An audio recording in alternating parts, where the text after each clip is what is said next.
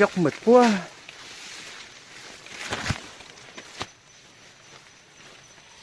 Coi là không dính.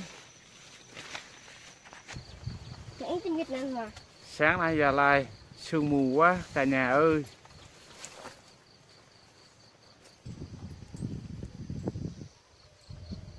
Wow, sương mù.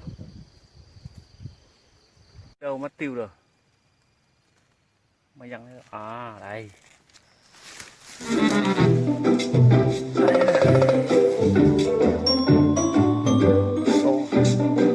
Mọc.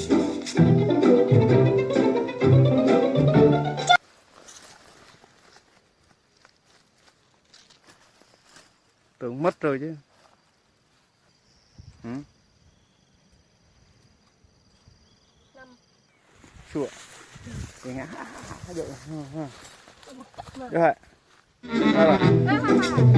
Ai trời ơi, hò dữ vậy. Hò quá. Có này.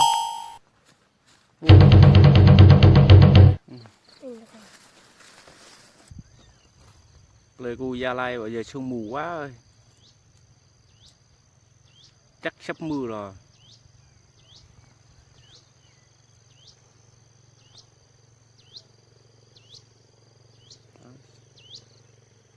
Xung quanh toàn là sương mù không à.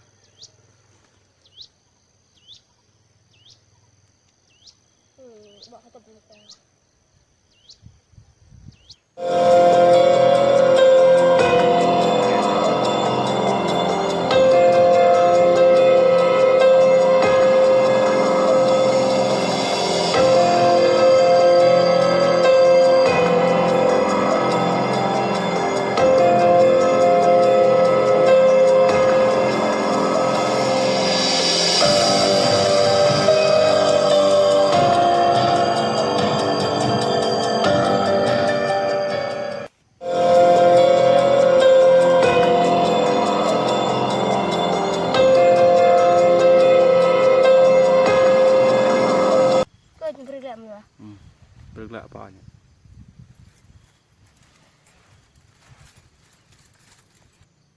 Tất cả bao nhiêu con à? 5 con. 5 con hả? Được đấy.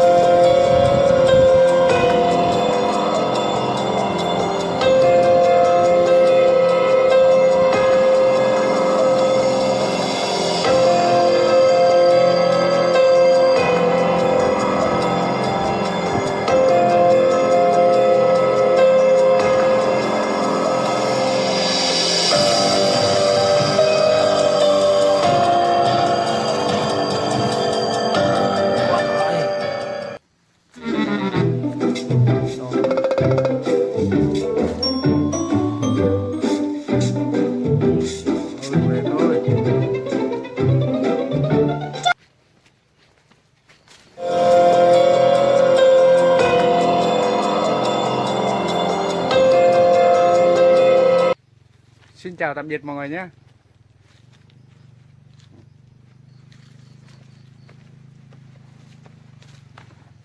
Vậy thôi.